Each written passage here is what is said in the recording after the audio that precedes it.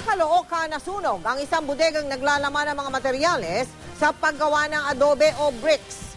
Inabot ng mahigit 13 oras bago tuluyang naapula ang apoy. Nakatutok si Bam Alegre. Nasa loob ang kulo.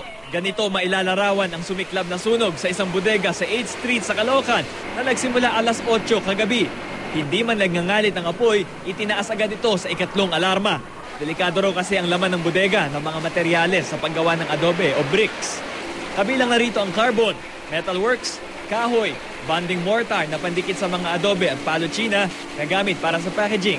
Pasado alas 4 ng madaling araw, idineklarang fire under control. Tumangging humarap sa kamera ang may-ari ng warehouse, pero iginiit niyang wala namang stay-in na empleyado sa lugar. Wala ring nasaktan.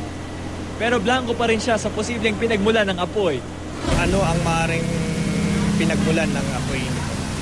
So sa ngayon, yung investigador natin ay patuloy na nangangalap ng impormasyon. Bam Alegre, naka-alerto, 24.